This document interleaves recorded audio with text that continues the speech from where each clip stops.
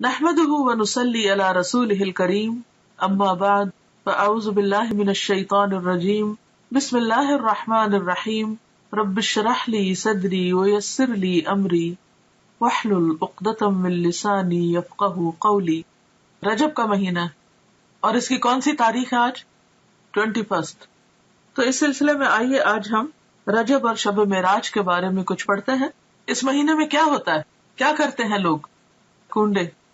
اور کیا کرتے ہیں؟ روزہ رکھتے ہیں اور ساری رات جاگتے ہیں. اور کیا کرتے ہیں؟ آتش بازی بھی کرتے ہیں، نفل پڑھتے ہیں، قبرستان جاتے ہیں. آپ کو تو بہت معلومات ہے ماشاءاللہ. پوریاں بناتے ہیں، حلوہ پوری، حلوہ کھاتے بھی ہیں، سیر کو بھی جاتے ہیں، کھاتے پیتے بھی ہیں، عبادت بھی کرتے ہیں اور قربانی بھی کرتے ہیں اور مردوں کی عید بھی کہتے ہیں. حضرت امام جعفر کا ختم کرتے ہیں. اور کیا کرتے ہیں؟ بس اتنا کچھ. پورا منتھ روزہ رکھتے ہیں. تو آپ کے ان جوابات سے یہ معلوم ہوتا ہے کہ آپ ماشاءاللہ بہت کچھ جانتے ہیں رجب کے بارے میں پہلے سے ہی. تو کافی ہے اتنا جاننا یا مزید بھی کچھ جاننا چاہیے؟ کیا معلوم اس سے علاوہ بھی کچھ کرنے کا کام ہو. تو بات یہ ہے کہ ضروری نہیں کہ جو کچھ لوگ کرتے ہوں وہ سب ٹھیک ہی ہو اور اس کے پیچھے کوئی دلیل ہی ہو اور وہ دین کا حصہ ہو. بہت سے لوگ بہت کچھ اس لیے کرتے ہیں کہ لوگ کر رہے ہیں، ان کے دائیں بائیں یہ سب کچھ ہو رہا ہے. وہ براہ راست کوئی علم حاصل نہیں کرتے، وہ کسی چیز کو جانتے نہیں، بس سنی سنائی پہ یقین کرتے ہیں. یا پھر کیا کہتے ہیں کہ ہمارے آباء و اجداد یہ سب کیا کرتے تھے اور کیا ہمارے والدین غلط ہو سکتے ہیں. تو بات یہ ہے کہ ضروری نہیں کہ جو کام والدین کرتے ہوں یا جو چیز ہمارے آس پاس ہو رہی ہو یا جسے لوگ بہت اہمیت دے رہے ہوں وہ واقعی بہت اہم ہو. ہمیں دیکھنا یہ ہوگا کہ کوئی بھی کام جو ہم کرتے ہیں اور خاص طور پر جسے عبادت سمجھ کر کرتے ہیں اور جسے خاص اہمیت دیتے ہیں اس کی حقیقت کیا ہے. اس وقت میں رجب اور شب معراج کا پمفلٹ جو اسلام آباد الہدا نے چھاپا ہے اس کو فالو کروں گی اور آپ لوگ بھی اپنے سامنے ٹیکسٹ کھول سکتے ہیں تاکہ ساتھ ساتھ آپ دیکھتے بھی جائیں جو میں بول رہی ہوں. اور ہو سکتا ہے کہ آپ کو بھی کسی کو پڑھ کر سنانا پڑے تو آپ کو پھر پروننسیشن ٹھیک ہونا چاہیے. جو الفاظ میں کوٹ کر رہی ہوں اس میں عربک کے خاص طور پر ان کو صحیح طور پر ادا کرنا آنا چاہیے. اور پھر سب سے بڑی بات یہ کہ جب دلیل انسان صرف کانوں سے سنتا نہیں آنکھوں سے دیکھتا بھی ہے تو یقین کا درجہ بڑھ جاتا ہے، عین الیقین ہو جاتا ہے. رجب اور شب معراج. رجب اسلامی کیلنڈر کے حرمت والے مہینوں میں سے ایک ہے جسے رجب المرجب بھی کہتے ہیں. رسول اللہ صلی اللہ علیہ وسلم نے فرمایا سال 12 مہینوں کا ہے جن میں سے 4 حرمت والے ہیں، 3 پے در پے یعنی ایک کے بعد ایک، اور وہ کیا ہے؟ ذوالقعدہ، ذوالحجہ اور محرم، اور رجب جو جمادی الاخر اور شعبان کے درمیان ہے. یہ صحیح بخاری کی حدیث ہے، کتاب بدء الخلق. تو اس سے پتہ چلتا ہے کہ مہینوں کی تعداد اور مہینوں کی گنتی جو ہے یہ اللہ تعالیٰ نے مقرر فرمائی ہے اور ان میں سے 4 کو حرمت والا بنایا ہے. حرمت والے کا مطلب کیا ہے؟ احترام والا، قابل احترام، کہ جب یہ مہینے شروع ہو تو کسی قسم کی لڑائی جھگڑا فساد نہ کیا جائے، قتل و غارت نہ کی جائے، ہر طرف امن امان ہو. عربی میں رجبہ کا معنی ہے تعظیم کرنا اور مرجب معظم کے معنوں میں آتا ہے یعنی عظمت والا. اس کو رجب مضر بھی کہتے ہیں. مضر عربوں کے ایک قبیلے کا نام ہے جس نے دور جاہلیت میں خاص طور پر اس ماہ کی حرمت کا اہتمام کیا، یعنی وہ اس مہینے کو بہت اہمیت دیا کرتے تھے. اسی نسبت کی بنا پر اسے ان سے منسوب کر دیا گیا. اسلام سے قبل دور جاہلیت میں قتل و غارت عربوں کا مشغلہ تھا، لیکن جو ہی حرمت والے مہینے آتے تو ہتھیار اتار دیتے، یعنی لڑنا جھگڑنا بند کر دیتے.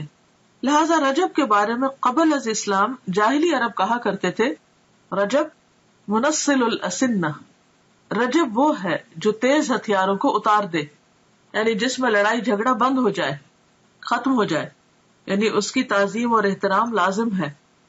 بہقی کی روایت میں آتا ہے کہ جاہلی لوگ ان مہینوں کا احترام کرتے، خصوصاً رجب کا، اور اس میں جنگ نہ کرتے اور بتوں کے نام پر جانوروں کی قربانی کرتے. یعنی صرف یہ نہیں تھا کہ وہ جنگ نہیں کرتے تھے بلکہ اس کے ساتھ ساتھ وہ بتوں کے نام پر قربانی بھی کرتے. گویا انہوں نے اس مہینے کو عبادت کا مہینہ قرار دیا.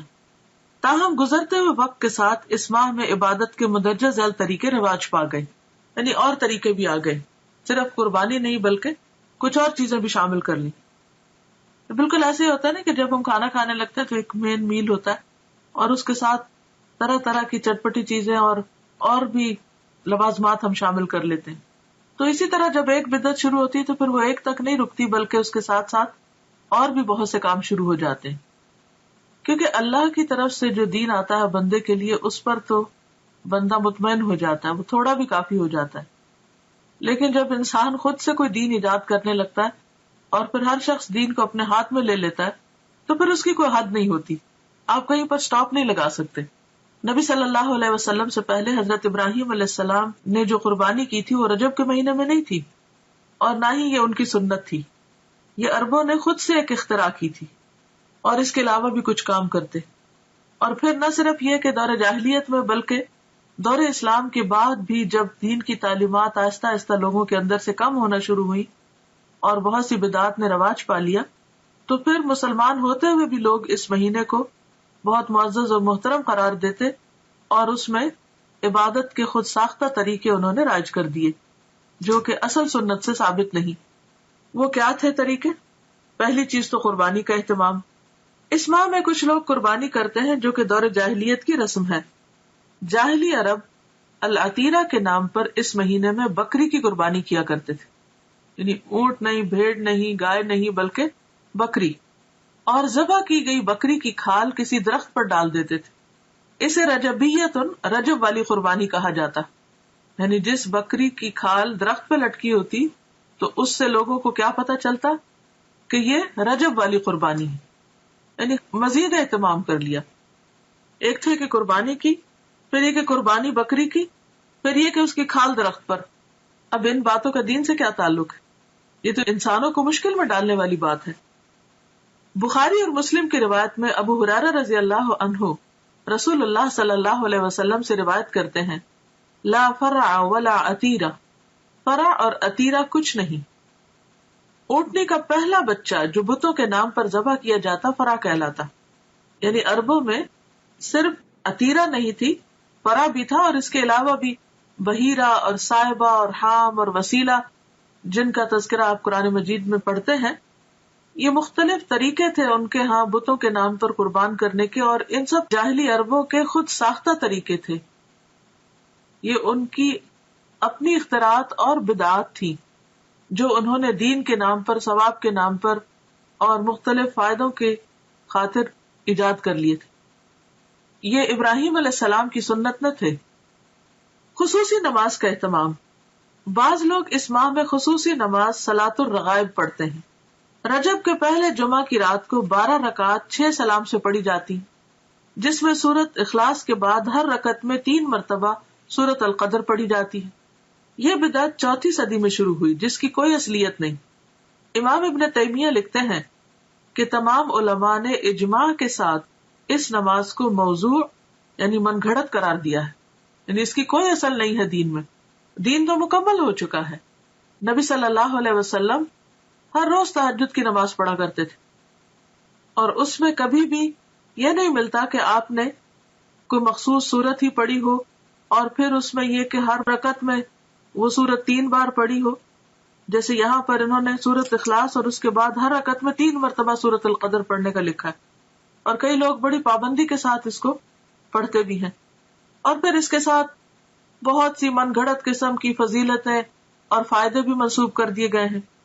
تو اسلام میں اس کی کوئی حقیقت نہیں، نہ قرآن میں اس نماز کا ذکر ہے، نہ نبی صلی اللہ علیہ وسلم نے اس نماز کی تاکید کی ہے یا تلقین، اور نہ ہی اس کا وجود ہے کسی بھی حدیث یا فقہ کی کتاب میں۔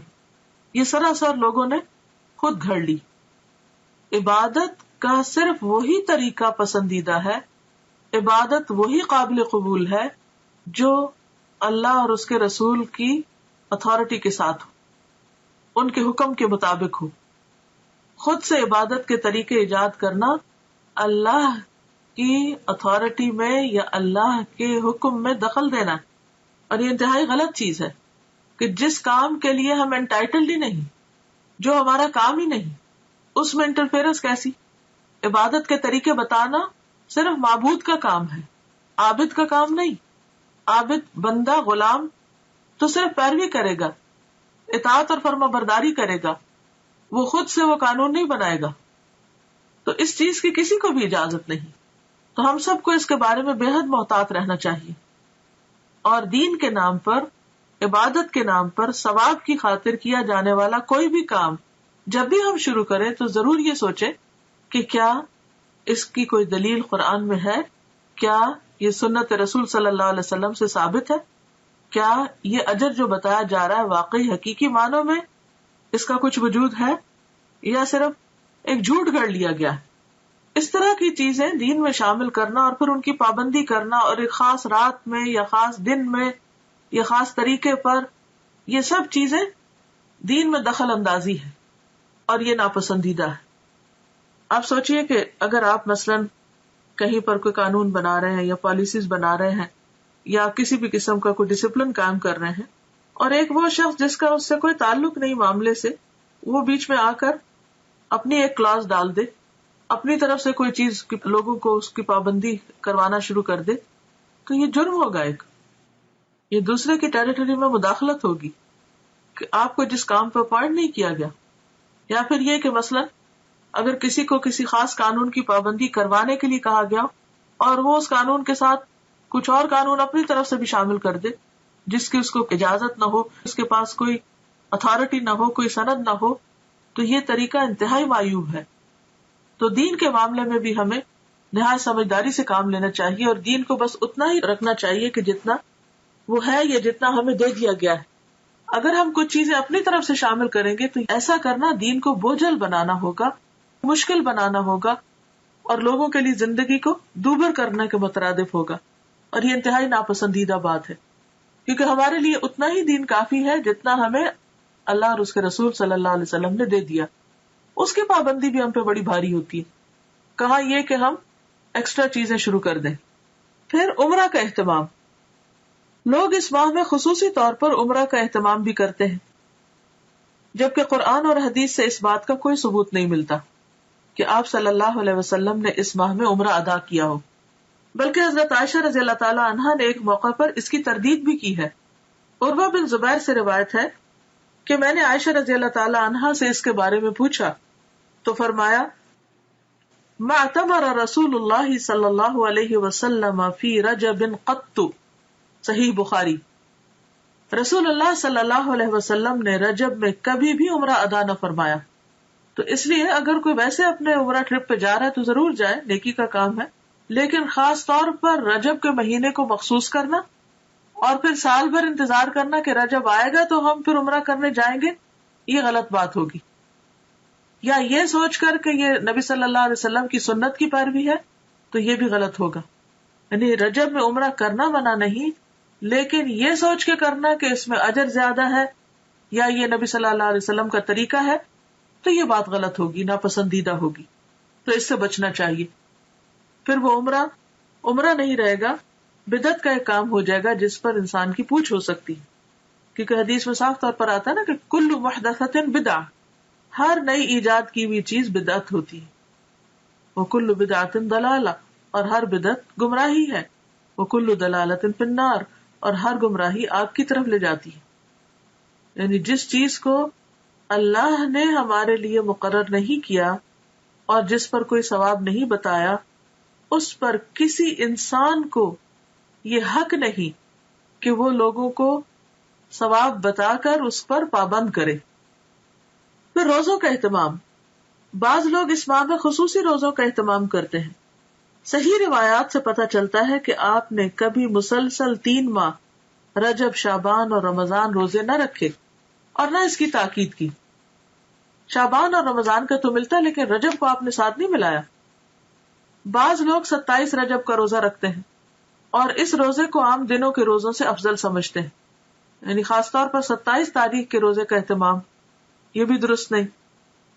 متعدد احادیث سے نبی کریم صلی اللہ علیہ وسلم کا مخصوص دنوں یا تاریخوں میں نفلی روزوں کا اہتمام کرنا ثابت ہے. یعنی ایسا نہیں کہ کوئی دن اور مقرر نہیں، اور دن ہے مقرر، لیکن وہ آپ صلی اللہ علیہ وسلم نے خود کیے ہیں. آپ کے بعد کسی اور کو اجازت نہیں کہ وہ لوگوں کے لیے دن مخصوص کر دے کہ اس دن لازمی روزہ رکھنا ہوگا اور اس کا ثواب زیادہ ہوگا.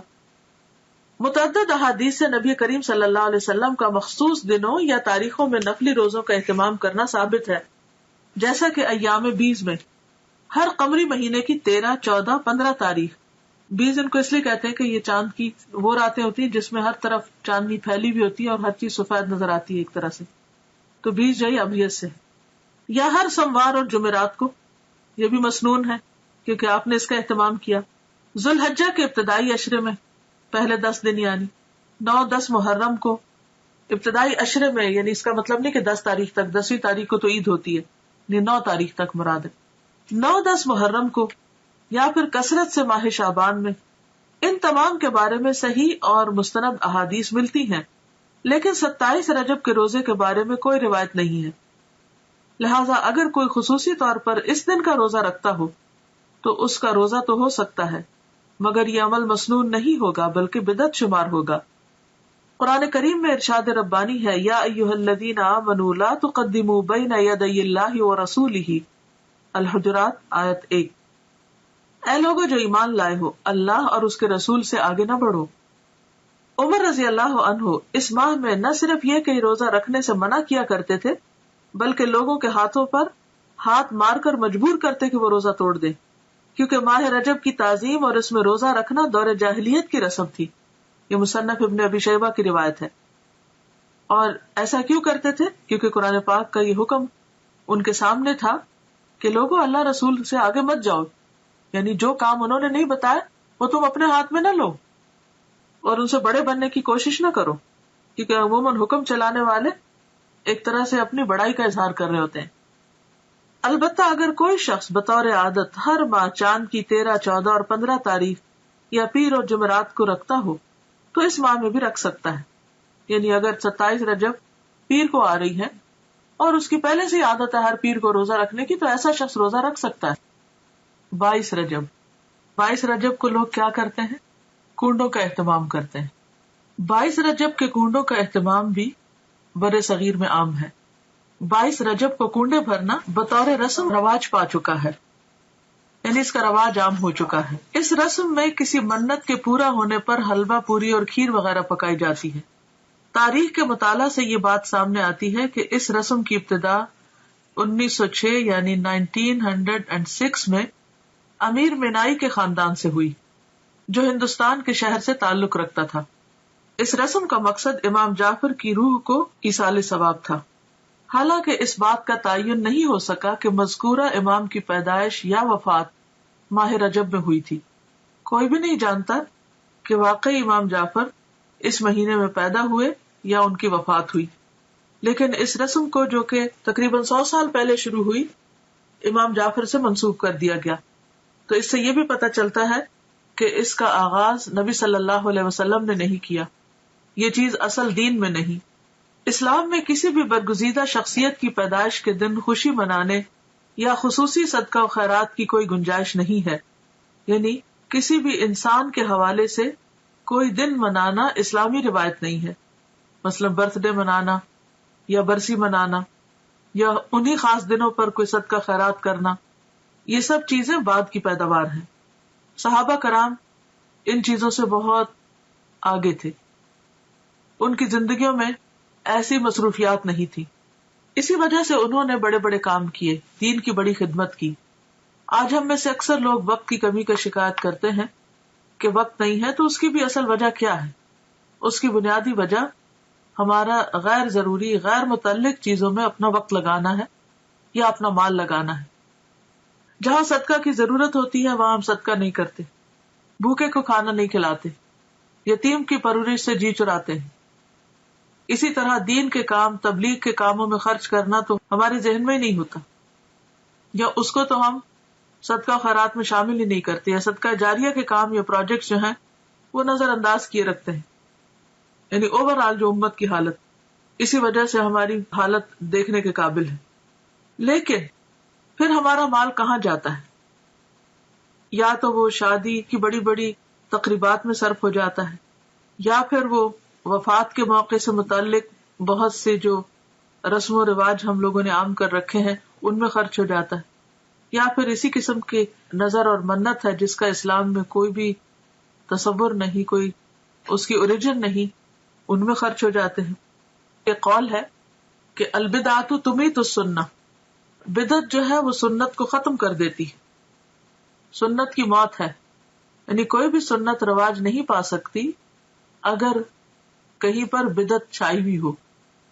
تو یہ عام سمجھ میں آنے والی کامن سینس کی بات ہے کہ اگر آپ اپنے وقت کو یا اپنی جگہ کو یا اپنے کسی بھی کام کو غیر ضروری چیزوں سے اسٹف کر دیں گے، بھر دیں گے اور غیر متعلقہ چیزیں اس میں کرنے لگیں گے، تو جو اصل چیز ہے یا اہم کام ہے وہ نہیں ہو سکے گا. مثلاً اگر اپنے اہم وقت میں، پرائم ٹائم میں آپ فضول باتیں کرتے رہیں، ادھر ادھر گھومتے پھرتے رہیں، تو آپ کا نماز کا وقت نکل جائے گا.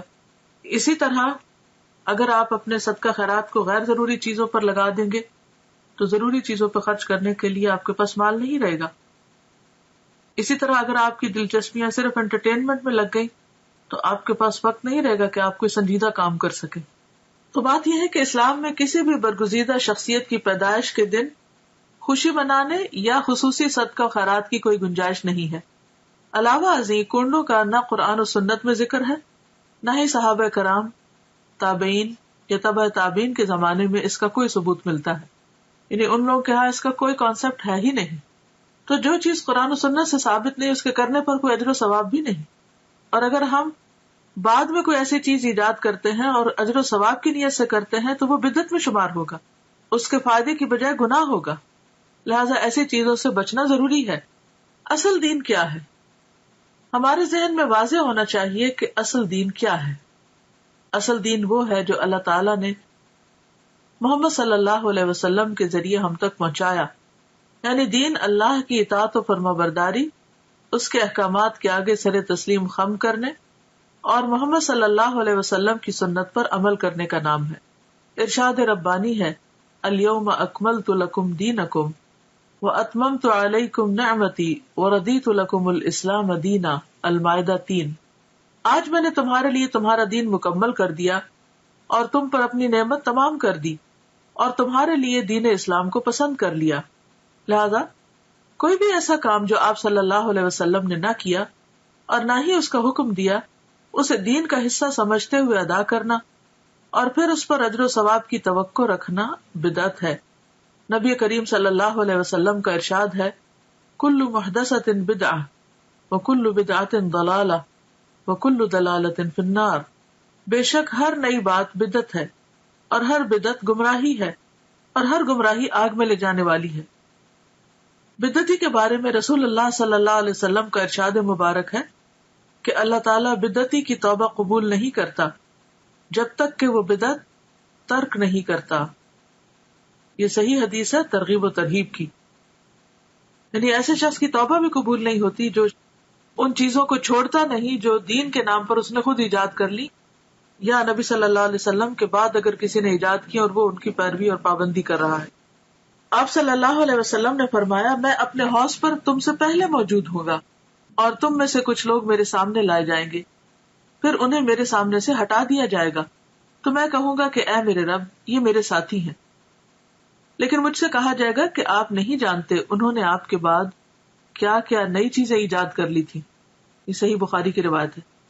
تو اس سے آپ اندازہ لگائیں کہ اگر کوئی شخص دین میں نئے طریقے ایجاد کرتا ہے اور ان کی پابندی کرتا ہے اور ان کو فرض کے درجے پر لے آتا ہے تو قیامت کے دن ایسے شخص کو نبی صلی اللہ علیہ وسلم کے حوض سے پانی نصیب نہ ہوگا اور آپ اس شخص سے خفا ہوں گے کیونکہ اس نے دین کو اپنے ہاتھ میں لے لیا.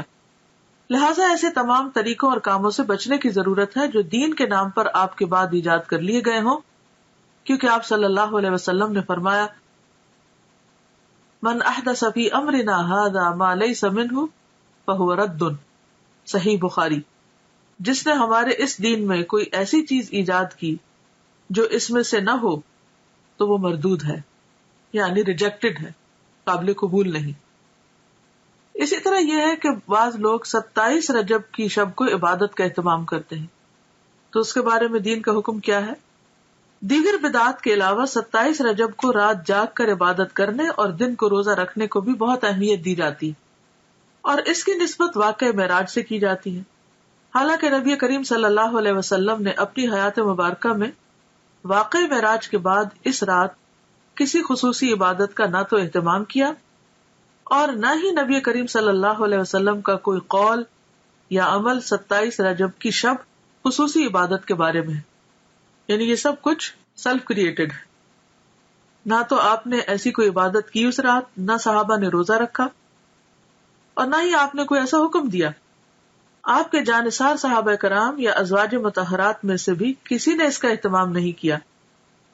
لہٰذا ایسے تمام طریقوں اور کاموں سے بچنے کی ضرورت ہے جو دین کے نام پر نبی کریم صلی اللہ علیہ وسلم کے بعد ایجاد کر لیے گئے ہوں. یعنی اپنی طرف سے کسی چیز کی پابندی نہ اپنے اوپر اس طرح فرض کے درجے میں کرنی چاہیے اور نہ ہی کسی اور کو اس کا پابند کرنا چاہیے. واقعہ معراج کے ظہور کی حقیقت اپنی جگہ مسلم ہے. یہ واقعہ تو پیش آیا ہے، مگر یہ بھی ایک حقیقت ہے کہ اس کے رونما ہونے کی تاریخ کے بارے میں کم و بیش 36 مختلف اقوال ملتے ہیں. 36 ڈفرنٹ ورژنز ہیں. بعض کے مطابق یہ واقعہ ربیع الاول میں ہوا، بعض نے رمضان، بعض نے ہجرت سے چند سال بعد اور بعض نے چند ماہ قبل کہا. اس کی حتمی تاریخ کسی صحیح حدیث سے یقینی طور پر ثابت نہیں کہ واقعی یہ 27 رجب کو ہی ہوا ہوگا. تاہم یہ بات تسلیم شدہ ہے کہ نبی کریم صلی اللہ علیہ وسلم کو مکی زندگی کے آخری حصے میں یہ خاص مشاہدہ کرایا گیا جس میں ہمارے لیے سیکھنے اور عمل کرنے کے بہت سے پہلو ہیں. قرآن پاک میں اللہ تعالیٰ نے فرمایا ہے، سبحان الذی اسری بعبدہ لیلا من المسجد الحرام الی المسجد الاقصی الذی بارکنا حولہ لنریہ من آیاتنا انہ هو السمیع البصیر. سورۃ بنی اسرائیل آیت نمبر 1. پاک ہے وہ ذات جو اپنے بندے کو ایک رات میں مسجد الحرام سے مسجد اقصی تک لے گیا جس کے آس پاس ہم نے برکت رکھی ہے. یعنی اس علاقے میں اللہ نے برکتیں نازل کی ہیں تاکہ ہم اسے اپنی بعض نشانیاں دکھائیں. یقیناً وہ خوب سننے والا اور خوب دیکھنے والا ہے. اس آیت میں جس واقعے کی طرف اشارہ ہے وہ اسراء کے نام سے مشہور ہے. اسراء کے لفظی معنی ہے رات کو سفر کرنا، رات کو چلنا. یہ وہی سفر ہے جس میں نبی کریم صلی اللہ علیہ وسلم کو جسم اور روح سمیت مسجد الحرام یعنی مکہ سے مسجد اقصی فلسطین تک معجزاتی طور پر لے جایا گیا، یعنی براق پر. فرشتوں کی ہمنشینی کا یہ سفر اس زمانے کے حالات، اسباب سفر اور فاصلے کی طوالت کی وجہ سے انسانی عقل اور سمجھ سے بالاتر ہے. یعنی انسان نہیں سمجھ سکتا کہ ایک رات میں آپ اتنی تیزی سے وہ سفر کیسے کیے اور کس طرح آپ واپس بھی آ گئے. لیکن جیسا کہ اس آیت میں واضح کیا گیا ہے کہ پاک ہے وہ ذات یعنی اللہ جو اپنے بندے کو لے گیا.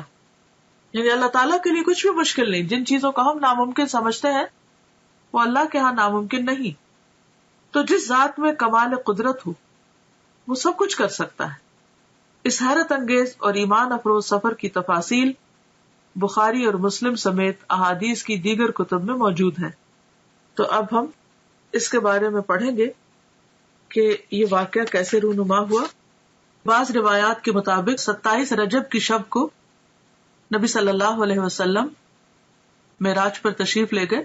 اگرچہ اس کے بارے میں اختلاف ہے لیکن پھر بھی عام طور پر غالب گمان یہی ہے کہ آپ اسی شب کو تشریف لے گئے تھے. تو آئیے تھوڑا سا اس بارے میں دیکھ لیتے ہیں کہ آپ نے اللہ سبحانہ وتعالیٰ کی کون کون سی نشانیاں دیکھی، کیا کیا چیزیں مشاہدہ فرمائیں اور ان میں ہمارے لیے کیا سبق ہے. آغاز سفر اور شق صدر. شق کہتے ہیں پھاڑنے کو اور صدر کہتے ہیں سینے کو، اور شق صدر کا معنی ہے سینے کو کھولنا. اس کی تفصیل آگے ملے گی، ابھی اتنا ہی کافی. انس بن مالک رضی اللہ عنہ سے مروی ہے کہ معراج کی رات جب بیت اللہ سے نبی کریم صلی اللہ علیہ وسلم کو لے جایا گیا تو وحی آنے سے قبل آپ کے پاس 3 فرشتے آئے. اس وقت آپ مسجد الحرام میں سو رہے تھے. ان میں سے ایک نے پوچھا وہ کون ہے، یعنی آپ کی طرف اشارہ کر کے. دوسرے نے جواب دیا وہ ان میں سب سے بہتر ہیں. تیسرے نے کہا ان میں جو سب سے بہتر ہے انہیں لے لو. اس رات اتنا ہی واقعہ پیش آیا اور نبی صلی اللہ علیہ وسلم نے اس کے بعد انہیں نہیں دیکھا یہاں تک کہ وہ دوسری رات آئے جبکہ آپ کا دل دیکھ رہا تھا اور آپ کی آنکھیں سو رہی تھیں. لیکن دل نہیں سو رہا تھا. تمام انبیاء کی نیند ایسی ہی ہوتی ہے. انہوں نے آپ سے کوئی بات نہ کی یہاں تک کہ آپ کو اٹھا کر چاہے زمزم کے پاس لٹایا. چاہ کہتے کنویں کو، یعنی زمزم کے کنویں کے پاس. یہاں جبریل علیہ السلام نے اپنا کام سنبھالا اور سینہ مبارک گردن تک خود اپنے ہاتھ سے چاک کیا. چاک کیا یعنی کاٹا، اور سینہ اور پیٹ کی تمام چیزیں نکال کر انہیں اپنے ہاتھ سے زمزم کے پانی سے دھویا. جب خوب دھو چکے تو آپ کے پاس سونے کا ایک تشت لایا گیا. تشت پلیٹ کو کہتے ہیں، جیسے ٹرے وغیرہ. اس میں سونے کا ایک بڑا پیالہ تھا جو حکمت اور ایمان سے پر تھا، یعنی بھرا ہوا تھا. اس سے آپ کے سینے اور گلے کی رگوں کو پر کر دیا، یعنی بھر دیا. وہ حکمت اور ایمان انڈیل دیا سینے اور گلے کی رگوں کو. سینہ مبارک پھر سے سی دیا گیا. صحیح بخاری کتاب التوحید. اور بہت سے لوگ اس بات پر حیران ہوں گے اور پریشان بھی ہوں گے کہ یہ کیسے ممکن ہے کہ کسی کا سینہ چاک کر دیا جائے.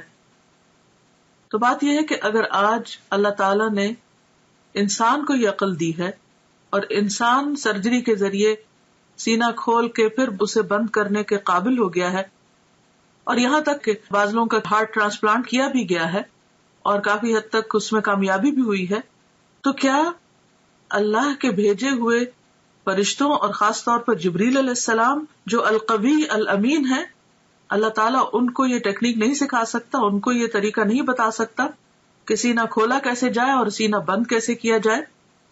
تو یہ بھی اللہ کی نشانیوں میں سے ایک نشانی ہے، اور ایسا علم ہمارے ایمان بالغیب کا ایک ٹیسٹ ہے بیسیکلی، کہ کیا ہم اس پر ایمان رکھتے ہیں. بعض اوقات قرآن مجید میں ایسی کوئی بات آتی ہے جیسے موسیٰ علیہ السلام کے معجزات کا ذکر ہے یا دیگر انبیاء کے، تو ہم یہ سوچ کر اس کو مان لیتے ہیں کہ یہ اللہ کا کلام ہے اور قرآن مجید میں کوئی شک نہیں اور یہ درست ہوگا. لیکن جب حدیث میں ہم ایسی کوئی بات پڑھتے ہیں تو بعض اوقات ہم شک میں پڑ جاتے ہیں. تو ہدایت کے لیے بے حد ضروری ہے کہ والذین یؤمنون بما انزل الیک وما انزل من قبلک، وہ لوگ جو ایمان لاتے ہیں اس چیز پر جو آپ کی طرف نازل کی گئی. یعنی صرف قرآن مجید ہی نہیں نازل کیا گیا، حکمت بھی نازل کی گئی. اور جیسا کہ اس حدیث سے تو واضح طور پہ پتہ چل رہا ہے کہ آپ کے سینے کو حکمت سے بھر دیا گیا. تو یہ کہاں سے آئی تھی حکمت؟ کہاں سے آیا تھا ایمان؟ کون لایا تھا؟ وہی لایا تھا جو دوسری وحی لاتے تھے، یعنی جبریل علیہ السلام. کہاں سے لائے تھے؟ اللہ سبحانہ وتعالیٰ کی طرف سے لائے تھے، اور پھر آپ کے اندر انڈیل دی گئی، ڈال دی گئی، اور اس سے آپ کا سینہ بھر دیا گیا. اب آپ سوچ رہے ہوں گے کہ حکمت اور ایمان تو ایبسٹریکٹ چیزیں ہیں، اور گلے کی رگیں جو ہیں یا سینہ جو ہے یا دل جو ہے وہ دیکھنے کو مادی چیزیں ہیں، تو یہ کیسے ممکن ہوا؟ تو آپ دیکھیے کہ جیسے روح غیر مادی ہے اور ہمارا جسم مادی ہے. جب روح انسان کے اندر آتی ہے تو وہ تو نظر نہیں آتی، اس کا تو کوئی وزن نہیں ہوتا، تو وہ کیسے آ جاتی؟ وہ کون ڈالتا ہے؟ وہ بھی تو اللہ تعالیٰ فرشتے کو بھیج کر روح ڈالتے ہیں نا. تو جو رب ایک ایبسٹریکٹ چیز کو، نظر نہ آنے والی چیز کو انسان کے جسم کے اندر اور پورے جسم کے اندر ایک فرشتے کو بھیج کر ڈال سکتا ہے، جو رب، کیا وہ رب ایمان اور حکمت کو ایک پیغمبر کے سینے میں نہیں ڈال سکتا؟ خواہ وہ مادی تھے یا نہیں تھے، وہ جس بھی حال میں تھے، ہمیں اس کا علم نہیں دیا گیا. ہمارا فرض بنتا ہے اس پر ایمان لانا، کیونکہ یہ ایمان بالغیب ہی کی ایک قسم ہے. تو یہ سفر کا آغاز تھا، یعنی آپ نے ابتدا میں کچھ نشانیاں دیکھی اور ان کو محسوس کیا، اور خواب میں آپ کو چیزیں دکھائی گئی. اس کے بعد پھر کیا ہوا؟ مسجد الحرام سے مسجد اقصیٰ تک اسراء کا واقعہ، اور اسراء عربی میں کہتے ہیں رات کے وقت سفر کرنے کو. اس کے بعد آپ کے پاس شراب، دودھ اور شہد کے برتن لائے گئے. آپ نے دودھ پسند فرمایا. جبریل علیہ السلام نے کہا آپ نے فطرت پائی، آپ کو ہدایت نصیب ہوئی، اور آپ کی امت کو بھی. یہ مسند احمد کی روایت کا حوالہ ہے. بحوالہ جہاں لکھا ہوتا ہے اس کا معنی ہوتا ہے کہ بات پوری کی پوری نہیں لکھی گئی بلکہ اس میں کچھ اختصار کے ساتھ روایت کی گئی ہے، یعنی اس انفارمیشن کا سورس مسند احمد ہے. یہاں پر آپ دیکھیے کہ آپ صلی اللہ علیہ وسلم براق پر سفر کرتے ہیں. انبیاء کی امامت کرتے ہیں، اور پھر اس کے بعد آپ کی مہمانی کی جاتی اور 3 چیزیں پیش کی جاتی، اور تینوں میں سے آپ دودھ کو پسند کرتے ہیں. تو اس سے یہ پتہ چلتا ہے کہ انسان کے کھانے پینے کی جو چوائس ہوتی ہے وہ اس کی شخصیت کی عکاس ہوتی ہے. اب دنیا میں بھی اگر کوئی شراب کو پسند کرتا ہے تو اس کا مطلب یہ ہے کہ اس کی ایک خاص قسم کی پرسنالٹی. دودھ کو پسند کرنے والے شہد کو پسند کرنا، تو ہر انسان اپنے اپنے مزاج کے مطابق چیزوں کا انتخاب کرتا ہے. اور پھر بعض لوگوں کا انتخاب صرف ان کی اپنی ذات تک نہیں، ان کے خاندان اور پھر خاندان سے آگے بھی لوگوں کو متاثر کرتا ہے. تو خاص طور پر جو لوگ دین کا کام کرنے والے ہیں ان کے لیے بے حد ضروری ہے کہ وہ انبیاء کی سنت کو فالو کریں اپنے کھانے پینے کی چوائس میں بھی. مسجد اقصی سے آسمانوں کی طرف معراج. معراج کا لفظ جو ہے یہ عین را جیم سے ہے. عروج اسی سے ہے جس کا معنی ہوتا ہے بلندی، اور معراج عربی میں سیڑھی کو کہتے ہیں. مسجد اقصی سے آپ کو عالم بالا میں لے جایا گیا. معراج عربی میں سیڑھی کو کہتے ہیں جو اوپر چڑھنے کے لیے استعمال ہوتی ہے. اس نسبت سے سفر کے اس حصے کو بھی معراج کہا گیا ہے. بیشتر مفسرین کے نزدیک سورۃ النجم کی درج ذیل آیات واقع معراج کی دلیل ہیں. سورۃ النجم آیت 13 to 18 یعنی 13 سے 18 تک. وَلَقَدْ رَآهُ نَزْلَةً أُخْرَى عِنْدَ سِدْرَةِ الْمُنْتَهَى عِنْدَهَا جَنَّةُ الْمَأْوَى إِذْ يَغْشَى السِّدْرَةَ مَا يَغْشَى مَا زَاغَ الْبَصَرُ وَمَا طَغَى لَقَدْ رَأَى مِنْ آيَاتِ رَبِّهِ الْكُبْرَى. اور ایک مرتبہ پھر اس نے سدرۃ المنتہا کے پاس اس کو اترتے دیکھا. کس نے کس کو دیکھا؟ محمد صلی اللہ علیہ وسلم نے جبریل علیہ السلام کو دیکھا. اس کا مطلب یہ کہ آپ سدرۃ المنتہا تک تشریف لے گئے جہاں پاس ہی جنت المأوا ہے. سدرہ کہتے ہیں بیری کے درخت کو. اس وقت سدرہ پر چھا رہا تھا جو کچھ چھا رہا تھا، یعنی نور وغیرہ. اس کی وضاحت یہاں نہیں کی گئی لیکن مراد یہی ہے. نہ نگاہ چندھیائی نہ حد سے متجاوز ہوئی، یعنی نہ نگاہ چندھیائی. چندھیائی کا مطلب یہ ہے کہ جب ہم مثلا سورج کی طرف دیکھتے ہیں تو ہماری آنکھیں کیسے ہو جاتی ہیں، ایک دم ہم سکویز کرنے لگتے ہیں آنکھوں کو. یہ چندھیانا ہوتا ہے، یعنی پوری طرح آنکھ کھول کے نہ دیکھنا.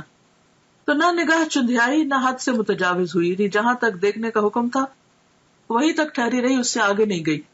اور اس نے یعنی محمد صلی اللہ علیہ وسلم نے اپنے رب کی بڑی بڑی نشانیاں دیکھی. تو یہ آیات اس بات پر دلیل ہے کہ آپ صلی اللہ علیہ وسلم اس رات صرف مسجد اقصی تک نہیں بلکہ آسمانوں پر تشریف لے گئے، اور صرف آسمانوں تک نہیں سدرۃ المنتہا تک گئے، اور وہاں تک تشریف لے گئے جہاں نہ کوئی انسان گیا، نہ کوئی جن اور نہ کوئی فرشتہ. مندرجہ بالا آیات میں نبی کریم صلی اللہ علیہ وسلم کے آسمانوں کی طرف جانے اور سدرۃ المنتہا اور اس کے آس پاس کی چیزوں کو دیکھنے کا ثبوت ملتا ہے. سفر آسمان. مسجد اقصی میں تمام انبیاء کی امامت کے بعد سواری کے لیے براق پیش کیا گیا.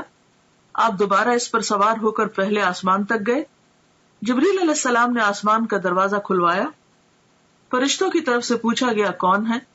جبریل علیہ السلام نے فرمایا میں جبریل ہوں. پوچھا گیا ساتھ کون ہے؟ بتایا گیا محمد صلی اللہ علیہ وسلم ہے. پوچھا گیا ان کو پیغام الہی دے کر بھیجا گیا ہے؟ جبریل علیہ السلام نے کہا ہاں. تب اندر والے فرشتے نے سن کر کہا مرحبا، آپ بہت اچھے آئے. آپ فرماتے ہیں میں وہاں پہنچا تو آدم موجود تھے علیہ السلام. اس سے کیا بات پتہ چلتی کہ کسی کے گھر میں داخل ہونے سے پہلے، کسی کے خاص علاقے میں داخل ہونے سے پہلے دروازہ کھٹکھٹانا، اپنا نام بتانا، اجازت ملنا اور پھر داخل ہونا، یہ ہے صحیح طریقہ. اور اس وقت آپ دیکھیے کہ آسمان کے جو فرشتے ہیں وہ صرف یہ سن کر نہیں دروازہ کھول دیتے کہ جبریل موجود ہے، حالانکہ جبریل علیہ السلام کی قدردانی آسمانوں میں بھی اور زمین پر بھی. اس کے باوجود جب وہ کہتے ہیں میں جبریل ہوں تو وہ یہ نہیں کہتے دھڑ سے دروازہ کھول دینے، پوچھتے ہیں کہ ساتھ کون ہے. اور ساتھ کون ہے؟ سب انسانوں میں سے عظیم چنے ہوئے انسان. بتایا گیا محمد صلی اللہ علیہ وسلم. اب اتنا کہنے پر بھی دروازہ نہیں کھلتا. پوچھتے ہیں کہ کیا ان کو پیغام الہی دے کر بھیجا گیا؟ کیا اللہ تعالیٰ نے بلایا ہے؟ جبریل نے کہا ہاں. تب فرشتے سن کر کہا مرحبا. اس سے یہ پتہ چلتا ہے کہ فرشتے کس قدر امانت دار ہیں، کس قدر ڈیوٹیفل ہیں. ان کو جو کہا گیا ہے وہی کرتے ہیں. یفعلون ما یؤمرون. اچھا ہمارا حال کیا ہوتا ہے کہ ہم فوراً ایکسائٹمنٹ میں اپنی حدود سے آگے بڑھ جاتے ہیں. اچھا فلاں، بس فلاں کے لیے تو کوئی قید ہی نہیں، کوئی حد ہی نہیں اور کوئی ریسٹرکشن ہی نہیں. دنیا میں آپ دیکھیے کہ جو وی آئی پیز عام طور پر ہوتے ہیں یا مخصوص قسم کے لوگ ہوتے ہیں، بعض اوقات ان کے لیے کوئی قانون نہیں ہوتا اور سمجھتے ہیں کہ وہ ہر قانون سے بالا ہے اور وہ جہاں سے چاہے داخل ہو جائے اور جو چاہے کرے، اور اگر کسی کو روکا جائے تو وہ اس کو انا کا مسئلہ بھی بنا لیتا ہے کہ میری بے عزتی کی گئی ہے. لیکن یہاں پر آپ دیکھیے کہ جبریل علیہ السلام بھی اس قانون کی پابندی کرتے ہیں اور بہت آرام کے ساتھ جواب دیتے ہیں، اور پھر جتنا سوال پوچھا جاتا ہے اتنا ہی جواب دیتے ہیں، اور پھر نبی صلی اللہ علیہ وسلم کا تعارف کراتے ہیں، اور اس کے بعد دروازہ کھلتا ہے. جب دروازہ کھلتا ہے تو آپ صلی اللہ علیہ وسلم آدم علیہ السلام کو دیکھتے ہیں. جبریل نے کہا کہ یہ آپ کے باپ آدم ہیں. اس سے پتہ چلتا ہے کہ گائیڈڈ ٹور تھا اور جبریل علیہ السلام ساتھ ساتھ تعارف کرا رہے تھے. تو ہمارے سیکھنے کی بات یہ بھی ہے کہ ہمارے پاس اگر کوئی گیسٹ آئے یا ہم اس کو کوئی ٹور دلوا رہے ہوں تو اس کی رہنمائی بھی کرنی چاہیے کہ وہ کس سے مل رہا ہے، کہاں جا رہا ہے. کیونکہ ہم ازیوم کر لیتے ہیں کہ خود ہی ٹھیک ہے، یا کثر نفسی سے کام لیتے ہیں کہ اچھا اب یہ کیا بتانا، تو یہ جب پوچھیں گے تو ہم بتا دیں گے، اگر نہیں پوچھے تو نہ صحیح. اس میں ضروری حد تک معلومات دی جا رہی ہیں اور ساتھ یہ بھی بتایا جا رہا ہے کہ انہیں سلام کیجیے. حالانکہ نبی صلی اللہ علیہ وسلم سے بڑھ کر سلام کرنے والا کون تھا؟ تو نبی صلی اللہ علیہ وسلم فرماتے کہ میں نے انہیں سلام کیا تو آپ نے جواب دیا، یعنی آدم علیہ السلام نے، مرحبا فرزند صالح، نبی صالح، اور آپ کی نبوت کا اقرار کیا. یہ صحیح بخاری کی روایت ہے کتاب التوحید. حالانکہ عمر میں حضور صلی اللہ علیہ وسلم بعد میں آئے، یعنی آپ کے بچوں میں سے، تو بعض اوقات ہم بچوں سے ایکسپیکٹ کرتے ہیں کہ وہ ہمارا ادب کرے اور وہ ہمیں زیادہ اپریشیٹ کرے، لیکن آدم علیہ السلام خود آگے بڑھ کر مرحبا کہتے ہیں اور بہت محبت بھرے کلمات کہتے ہیں، فرزند صالح، نبی صالح، اور پھر آپ کی نبوت کو بھی مانتے ہیں. اس سے ایک بہت اچھی بات پتہ چلتی ہے کہ اگر بچے کبھی والدین سے زیادہ ترقی کر جائیں، مرتبے اور مقام میں، اسٹیٹس میں آگے بڑھ جائیں، تو اس صورت میں اس اسٹیٹس کو اکنالج کرنا، اولاد کو اپریشیٹ کرنا، ان کو ان کا مقام دینا، یہ بھی پیغمبرانہ اخلاق میں سے ہے. اور اس میں آپ دیکھیں کہ وہ انہیں صالح کہہ کے پکارتے یعنی نیک. یہ کوئی خوشامد نہیں تھی یا کوئی جھوٹی تعریف نہیں تھی. اگر کسی کے اندر کوئی خوبی ہے تو اس خوبی کا ذکر کر دینا اخلاص کے ساتھ، اچھے آسن انداز میں، دوسرے کو اچھے لقب سے پکارنا، یہ بھی ایک بہترین اخلاق ہے. بعض اوقات جب کوئی چھوٹا ہوتا ہے نا عمر میں ہم سے، تو خواہ مرتبے میں بڑا بھی ہو تو ہم صرف نام لے لے کے پکارتے ہیں، یہ ظاہر کرنے کے لیے کہ ہم عمر میں بڑے ہیں یا ہم کسی بھی اعتبار سے بڑے ہیں، اور یہ تو چھوٹا ہے، اگر اس کے اندر کوئی خوبی ہے بھی تو بھی اس کو اکنالج نہیں کرتے. مثلاً بعض اوقات ایسا ہوتا ہے کہ آپ کا کوئی شاگرد بہت ترقی کر جاتا ہے، علم حاصل کر کے بڑے مرتبے پہ پہنچ جاتا ہے، تو اب آپ اس کو یہ نہ سوچیں کہ چونکہ یہ میرا شاگرد ہے اس لیے زندگی بھر یہ میرے سے کم ہی رہے گا. نہیں، وہ آپ سے زیادہ بھی آگے جا سکتا ہے. تو ایسی صورت میں اس کے علم کو، اس کے تقویٰ کو یا کسی بھی چیز کو اکنالج کرنا جو ہے یہ بھی ضروری ہوتا ہے. ایک اور روایت ہے کہ آپ نے آسمان دنیا میں ایک بزرگ شخص کو بیٹھے دیکھا جس کے دائیں اور بائیں صرف کچھ صورتیں نظر آئیں. دائیں طرف دیکھتے تو وہ بزرگ ہنستے اور بائیں طرف دیکھتے تو روتے. میں نے جبریل سے پوچھا یہ کون ہے؟ تو جواب دیا گیا آدم ہے. یہ دوسری روایت میں آتا ہے. یہ دائیں جانب والی اور بائیں جانب والی صورتیں ان کی اولاد ہیں. دائیں طرف رائٹ ہینڈ والے جنتی ہیں اور بائیں طرف والے دوزخی ہیں، اس لیے ایک طرف دیکھ کر ہنستے ہیں اور دوسری طرف دیکھ کر روتے ہیں. یہ صحیح بخاری کی روایت ہے. اور پچھلی روایت اور اس میں کوئی کنٹراڈکشن نہیں ہے. پچھلی روایت جو ہے وہ مختصر ہے، جس میں آدم علیہ السلام کو دیکھتے ہیں تو آپ جبریل سلام کرنے کو کہتے ہیں. تو اس میں یہ ہے کہ شاید نبی صلی اللہ علیہ وسلم دور سے دیکھتے ہیں اور آدم علیہ السلام کے عمل کو دیکھ کر تھوڑے حیران ہوتے ہیں، تو جبریل علیہ السلام انہیں بتا دیتے ہیں اور جب وہاں پہنچتے ہیں تو پھر سلام کرنے کے لیے کہتے ہیں. نبی کریم صلی اللہ علیہ وسلم فرماتے ہیں جبریل مجھے لے کر آگے بڑھے اور دوسرے آسمان تک پہنچے، پھر اسی طرح سوال و جواب ہوئے. وہاں مجھے عیسیٰ اور یحییٰ علیہ السلام ملے جو باہم خالہ زاد بھائی بھی ہیں. جبریل علیہ السلام نے کہا یہ یحییٰ اور عیسیٰ علیہ السلام ہیں، انہیں سلام کیجیے. میں نے سلام کیا، دونوں نے جواب دیا. پھر کہا مرحبا برادر صالح اور نبی صالح، اور آپ کی نبوت کا اقرار کیا. پھر اسی طرح ان سے کچھ باتیں ہوئیں. صحیح بخاری کی روایت ہے، جس سے پتہ چلتا ہے کہ جس آسمان پہ بھی آپ جا رہے تھے وہاں سلام دعا ہو رہی تھی. اور یہی ہم مسلمانوں کا بھی شعار اور طریقہ ہونا چاہیے کہ جس سے بھی ملے تو پہلی چیز سلام دعا. اس کے بعد مجھے لے کر تیسرے آسمان کی طرف چڑھے اور دروازہ کھلوایا. پوچھا گیا کون؟ جبریل نے کہا میں ہوں. پوچھا گیا تمہارے ساتھ کون ہے؟ انہوں نے کہا محمد صلی اللہ علیہ وسلم. پوچھا گیا ان کے پاس پیغام الہی دے کر بھیجا گیا ہے؟ جبریل علیہ السلام نے کہا ہاں. فرشتوں نے یہ سن کر کہا مرحبا آپ بہت اچھے آئے. دروازہ کھولا گیا، وہاں پہنچے تو دیکھا کہ وہاں یوسف علیہ السلام موجود ہیں. جبریل علیہ السلام نے کہا یہ یوسف علیہ السلام ہے، سلام کہیے. میں نے سلام کیا، انہوں نے جواب دیا.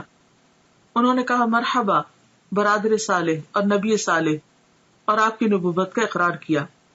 ایک اور روایت میں ہے کہ آپ صلی اللہ علیہ وسلم نے فرمایا میں نے یوسف علیہ السلام کو دیکھا، اللہ نے حسن کا آدھا حصہ ان کو دیا تھا. صحیح مسلم کتاب الایمان. اس کے بعد جبریل علیہ السلام مجھے لے کر آگے بڑھے. چوتھے آسمان پر اسی طرح سوال و جواب ہوئے.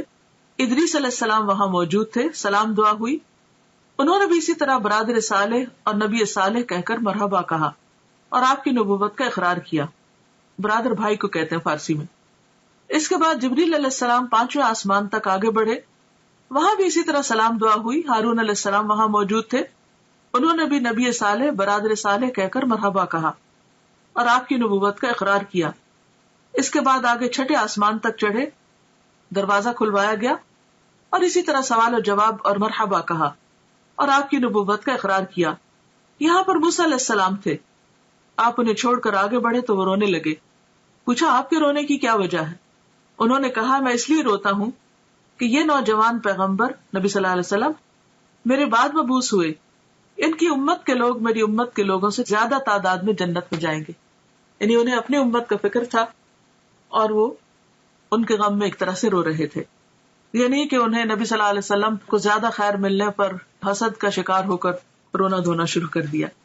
اور اس سے یہ بھی پتہ چلتا ہے کہ جب انسان کسی کے اندر کوئی خوبی اور بھلائی دیکھتا ہے تو اس وقت وہ تمنا کرتا ہے کہ اس کے پاس بھی خوبی اور بھلائی ہو. لیکن یہاں آپ دیکھیں کہ موسیٰ علیہ السلام اپنی ذات نہیں اپنی امت کی فکر کر رہے ہیں، اور یہ امت کی خیرخواہی اور لوگوں کی خیرخواہی جو ہے یہ انبیاء کی سرشت میں ہوتی ہے. اس کے بعد ساتویں آسمان پر پہنچے اور دروازہ کھلوایا. پوچھا گیا کون؟ میں نے کہا جبریل ہوں. پوچھا گیا تمہارے ساتھ کون ہے؟ انہوں نے کہا محمد صلی اللہ علیہ وسلم ہے. پوچھا گیا ان کے پاس پیغام الہی دے کر بھیجا گیا؟ اس سے پتہ چلتا ہے کہ ہر آسمان کے فرشتے نے ایسا ہی کیا. جبریل علیہ السلام نے کہا ہاں. فرشتوں نے یہ سن کر کہا مرحبا آپ بہت اچھے آئے. جب میں وہاں پہنچا تو ابراہیم علیہ السلام کو موجود پایا. جبریل علیہ السلام نے کہا یہ آپ کے جد امجد ابراہیم علیہ السلام ہیں، انہیں سلام کہیے. میں نے انہیں سلام کیا. انہوں نے جواب دیا اور فرمایا مرحبا فرزند صالح نبی صالح، اور بیٹا کہہ کر پکارا. آپ کی نبوت کا اقرار کیا. وہاں ابراہیم علیہ السلام بیت المعمور کے ساتھ ٹیک لگا کر بیٹھے ہوئے تھے. یعنی گویا دنیا میں جو ان کا خاص بہترین عمل تھا اس کی جزا کے طور پر اللہ تعالیٰ نے ان کو وہاں بھی گھر عطا کیا. سیدنا ابن عباس سے مروی ہے کہ آپ ایک ایسے مقام پر پہنچے جہاں پر جبریل علیہ السلام نے آپ کا ساتھ چھوڑ دیا. تو اس پر آپ نے فرمایا ایسے مقام پر کوئی دوست اپنے دوست کو نہیں چھوڑتا، آپ میرا ساتھ کیوں چھوڑ رہے ہیں؟ جبریل علیہ السلام نے فرمایا اگر میں اس مقام سے آگے بڑھوں تو نور سے جل جاؤں گا. سنن بہقی کی روایت ہے. اس کے بعد آپ کو سدرۃ المنتہا تک لے جایا گیا. اس کے بیر حجر کے مٹکوں کے برابر اور اس کے پتے ہاتھی کے کان کی طرح تھے. یعنی پتے بہت بڑے بڑے تھے اور بیر بھی بہت بڑے بڑے. اس پر سونے کے پتنگے چھا گئے اور اللہ کے حکم سے جو کچھ چھانا تھا چھا گیا. یہ حجر کے مٹکے جو ہے یہ علاقے کا نام ہے اور وہاں کے برتن شاید مشہور ہیں. یا خاص سائز کے ہیں تو اس لیے ان سے تشبیہ دی گئی. اور اللہ کے حکم سے جو کچھ چھانا تھا چھا گیا. اس سے وہ سدرہ بیری کا درخت تبدیل ہو کر اتنا خوبصورت ہو گیا کہ اللہ کی کوئی مخلوق اس کا حسن بیان کرنے کی تاب نہیں رکھتی. آج بھی آپ دیکھیں کہ بعض لوگ درختوں کے آس پاس یا نیچے لائٹس لگا کر رکھتے ہیں. دن کے وقت تو درختوں کا اپنا ایک حسن ہوتا ہے, سورج کی روشنی میں بہت خوبصورت چمکتے ہوئے نظر آتے ہیں, لیکن رات کے وقت بعض اوقات درختوں کے اوپر لائٹیں لگائی ہوئی ہوتی ہیں یا بعض اوقات ان کے تنے کے بالکل نیچے زمین پر اس اینگل سے لائٹس لگائی جاتی ہیں کہ درختوں کا حسن دوبالا ہو. تو رات کے وقت بھی اگر آپ ان درختوں کو دیکھیں روشنی میں تو ان کا حسن اور طرح کا ہوتا ہے. تو یہاں پر یہ ہے کہ وہ جو بیری کا درخت تھا اس پر بھی خاص قسم کا نور اور روشنی اسے بے حد خوبصورت بنا رہی تھی. اس وقت اللہ تعالیٰ نے اپنے بندے کو وحی فرمائی اور آپ پر اور آپ کی امت پر 50 وقت کی نمازیں فرض کی. واپس آتے ہوئے موسیٰ علیہ السلام سے آپ کی ملاقات ہوئی تو دریافت کیا کہ آپ کو کیا حکم ملا. آپ نے جواب دیا, ایک دن رات میں مجھ پر اور میری امت پر 50 نمازیں فرض کی گئی.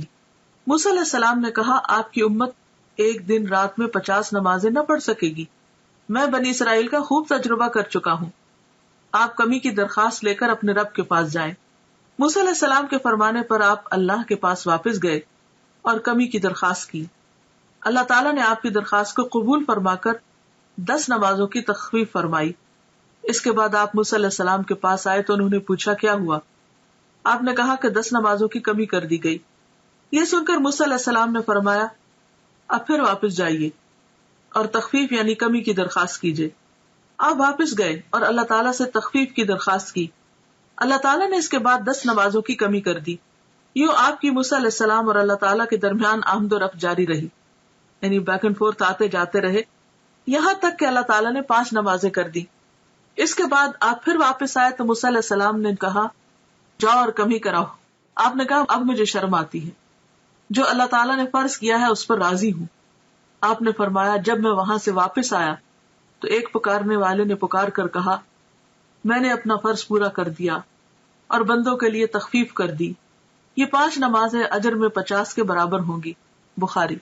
اس سے ایک اور بات یہ بھی پتہ چلتی ہے کہ بعض اوقات کوئی حکم آتا ہے, کوئی پالیسی بنتی ہے یا کوئی ایسا قانون پاس ہوتا ہے جو عوام کے لیے بہت مشکل ہو سکتا ہے, تو جو بھی شخص یا جو بھی انسان یہ سمجھتا ہو کہ یہ لوگوں کے لیے بھاری ہوگا یا مشکل ہو تو وہ ان کے حق میں سفارش کر کے بات کر سکتا ہے. یہاں پر آپ دیکھیے کہ نبی صلی اللہ علیہ وسلم اللہ تعالیٰ کا حکم آنے کے بعد اس میں تخفیف کی درخواست کر رہے ہیں اور موسیٰ علیہ السلام سفارش کر رہے ہیں.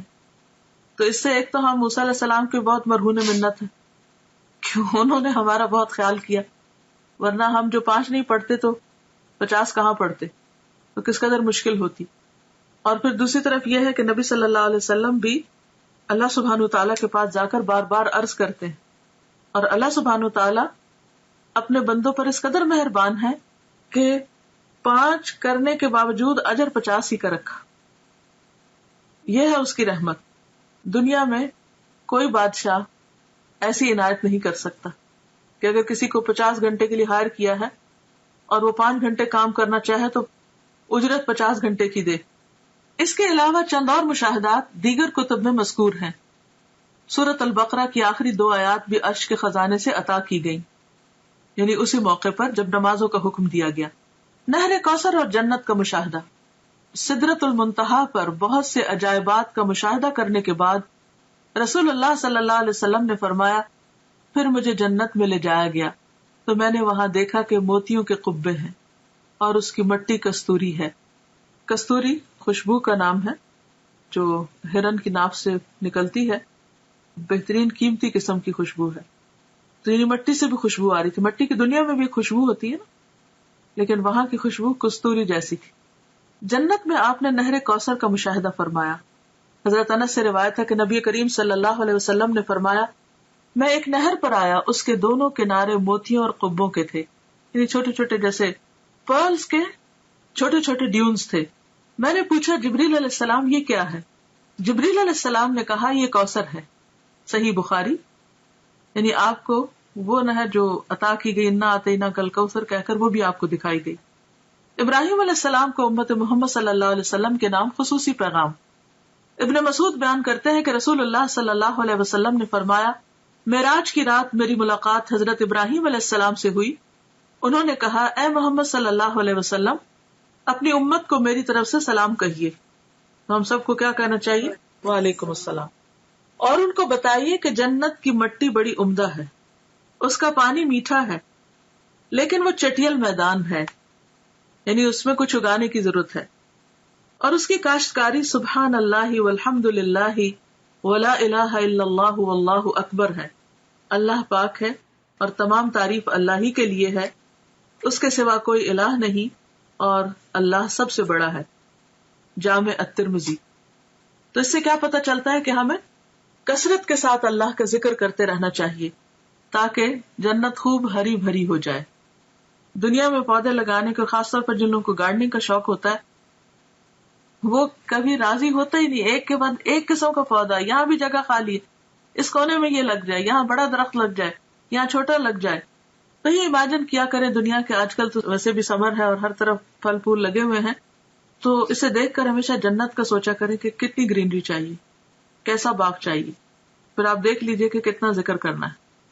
غیبت کرنے والوں کا انجام بد، یعنی جہاں آپ نے اچھی اچھی چیزیں دیکھی، وہاں پر آپ نے جہنم کے کچھ نظارے بھی دیکھے. انس رضی اللہ عنہ سے روایت ہے کہ رسول اللہ صلی اللہ علیہ وسلم نے فرمایا، معراج کے موقع پر میرا گزر ایسے لوگوں کے پاس سے ہوا جن کے ناخن پیتل کے تھے، براس کے. وہ اپنے چہروں اور سینوں کو نوچ رہے تھے. میں نے پوچھا، جبریل علیہ السلام، یہ کون لوگ ہیں؟ جبریل نے کہا، یہ وہ لوگ ہیں جو لوگوں کا گوشت کھایا کرتے تھے اور ان کی غیبت کرتے تھے، یعنی دوسروں کو بدنما کرتے، دوسروں کی عزت پر حملہ کرتے، اور آج ان کی اپنی شکل جو ہے وہ خود بگاڑ رہے ہیں. بے عمل خطباء کا عبرتناک انجام. انس رضی اللہ عنہ سے روایت ہے کہ رسول اللہ صلی اللہ علیہ وسلم نے فرمایا، میں نے معراج کی رات کچھ لوگوں کو دیکھا کہ ان کے منہ آگ کی کینچیوں سے کاٹے جا رہے ہیں. میں نے پوچھا، جبریل، یہ کون لوگ ہیں؟ جبریل نے کہا، یہ آپ کی امت کے وہ خطیب ہیں، سپیکرز ہیں، جو لوگوں کو تو بھلائیوں کا حکم دیتے ہیں اور خود ان پر عمل نہیں کرتے، حالانکہ وہ کتاب بھی پڑھتے ہیں بس وہ نہیں سمجھتے. یہ شرح السنہ کی روایت ہے. یعنی دوسروں کو نصیحت اور خود میاں فضیحت، اوروں کو نیکی کا حکم دینا اور خود اس پر عمل نہ کرنا، یہ بھی ایک بہت سیریس میٹر ہے. جب ہم کسی کو بھی کچھ کہنے جا رہے ہوں تو اپنے آپ کو بھی ضرور ساتھ ساتھ شامل کر لیں. بیان اسراء اور معراج پر اہل مکہ کا رد عمل. اسی رات نبی کریم صلی اللہ علیہ وسلم واپس مکہ تشریف لائے. مولانا ظفر علی خان نے کیا خوب کہا ہے، زنجیر بھی ہلتی رہی، بستر بھی رہا گرم، ایک پل میں سرے عرش گئے آئے محمد صلی اللہ علیہ وسلم. یعنی آپ ایک ہی رات میں آسمان پہ جا کے واپس آ گئے، اور یہ سب کچھ معجزانہ طور پر ہوا، اور یہ بھی اللہ کی قدرت اور اللہ کی عظمت کی دلیل ہے کہ وہ جو چاہے کرے. اگلی صبح آپ نے قوم کو گزشتہ رات کے بارے میں بتایا. صحیح مسلم ہے کہ اللہ کے رسول صلی اللہ علیہ وسلم نے فرمایا، معراج کا یہ واقعہ جب میں نے مشرکین مکہ کو سنایا تو انہوں نے اس کی تردید اور تکذیب کی. کسی نے تالیاں بجائیں، کسی نے تعجب اور انکار کے ساتھ ہاتھ اپنے سر پہ رکھ لیا. کچھ لوگ ابو بکر کے پاس گئے اور انہیں اس کی خبر دی. وہ ایک پیکر صدق کو ایمان تھے. کہنے لگے، اگر یہ بات آپ صلی اللہ علیہ وسلم نے فرمائی ہے تو سچ فرمائی ہے. لوگوں نے کہا، آپ بھی ان کی تصدیق کرتے ہیں؟ آپ نے جواب دیا، میں تو اس سے بھی بڑی بات پر آپ کی تصدیق کرتا ہوں. آسمان سے صبح و شام جو خبر آتی ہے، میں اس میں بھی آپ کو سچا مانتا ہوں. اسی پر ان کا لقب صدیق ٹھہرا. اب دیکھیں کہ جہاں یہ اتنا بڑا اعزاز تھا اور آپ نے اتنا کچھ دیکھا، وہاں اس کا ذکر اتنی شدید مخالفت اور لوگوں کے اندر شکوک و شبہات کا ذریعہ بن گیا. گویا ان کا ایک امتحان تھا. اور اس موقع پر جو حقیقی معنوں میں ایمان لانے والے تھے، جن کے رہنما ابو بکر صدیق ہیں، انہوں نے اپنے عمل سے آپ صلی اللہ علیہ وسلم کی اس فعل کی تصدیق کی اور صدیق کا لقب پایا. حقیقی ایمان وہی ہے جو ہر طرح کے شک و شبہ سے بالا ہو. دین کے بارے میں، کسی قرآن کی آیت کے بارے میں یا حدیث کے بارے میں یا پیغمبر صلی اللہ علیہ وسلم کے کسی عمل کے بارے میں کوئی بات اگر آپ کو اپنی عقل سے بالا لگے اور سمجھ نہ آئے تو اس موقع پر فوراً یہ سوچا کریں کہ جس رب نے آسمان بنایا، زمین بنائی، سب کچھ بنا، اس کے لیے کون سا کام مشکل ہے. تو شک کی کوئی گنجائش رہتی نہیں. شکوک و شبہات جو ہے یہ منافقت کو جنم دیتے ہیں اور جب شک آنے لگے تو یہ آیت بھی پڑھا کرے، اف اللہ شک فاطر السماوات والارض، اف اللہ شک، کیا اللہ کے بارے میں شک، جس نے آسمان و زمین کو پھاڑا، یعنی یہ اکٹھے تھے پھر ان کو الگ الگ کیا، یعنی جس نے اتنا بڑا کام کیا، کیا اس کی ذات میں یا اس کے احکامات میں یا اس کے کسی بھی کارنامے میں یا قدرت میں شک کیا جا سکتا ہے؟ ہرگز بھی نہیں۔ اظہار ثانی اور بے یقینی کے جذبات سے مغلوب کفار نے آپ کا امتحان لینے کی ٹھانی۔ بات یہ ہے کہ ہر نعمت کے ساتھ ایک آزمائش ہوتی۔ پوچھا کہ بیت المقدس کیسا ہے اور اس کی علامتیں کیا ہیں؟ صحیح مسلم میں آپ کو ارشاد نقل ہے کہ اللہ تعالیٰ نے بیت المقدس میرے سامنے ظاہر فرما دیا، اور جو باتیں اور نشانیاں مشرکین دریافت کرتے میں دیکھ دیکھ کر بتاتا جاتا، آپ کو کچھ بھی نہیں بھولا۔ یوں آپ کی تردید اور تکذیب کا جو جذبہ لیا ہے اس کی یکسر نفی ہو گئی، لیکن نہ ماننے والے پھر بھی نہ مانے۔ یہی کہہ سکے کہ جہاں تک اوصاف کا تعلق ہے تو آپ نے بالکل ٹھیک ٹھیک بیان کیے ہیں، آپ نے کچھ اور باتیں بھی بتائیں اور بعد میں آنے والے قافلوں سے ان کی تصدیق ہو گئی۔ اس طرح زبانیں بند ہو گئی، مگر دل یہی سوچتے رہے کہ یہ کیسے ہو سکتا ہے۔ اب بھی بہت سے لوگ یہی سوچتے ہیں کہ یہ کیسے ہو سکتا ہے، حالانکہ اللہ تعالیٰ تو ہر چیز پہ قادر ہے، اور جب وہ کسی بات کا ارادہ کر لیتا ہے تو اسے صرف کن ہو جا کہنے کی ضرورت ہوتی ہے۔ معراج کے دوران نبی کریم صلی اللہ علیہ وسلم کو جو بھی مشاہدات کروائے گئے، ان میں ہمارے لیے بہت سے سبق ہیں، جن میں سے اہم ترین یہ ہے کہ ہم اپنی نمازوں کی پابندی کریں، جن کا حکم اللہ تعالیٰ نے اس موقع پر نبی کریم صلی اللہ علیہ وسلم کو دیا۔ اس جنت کے لیے کوشاں ہوں جس کا مشاہدہ آپ نے بنفس نفیس فرمایا۔ ابراہیم علیہ السلام کے خصوصی پیغام کے مطابق کثرت سے ذکر الہی کریں، دوسروں کی غیبت سے پرہیز کریں، اور جو بات دوسروں کو کہیں اس پر خود بھی عمل کریں۔ اللہ تعالی ہمیں اس کی توفیق عطا فرمائے۔ وآخر دعوانا ان الحمد للہ رب العالمین۔ سبحانک اللہم وبحمدک، نشہد ان لا الہ الا انت، نستغفرک ونتوب الیک۔ السلام علیکم ورحمۃ اللہ وبرکاتہ۔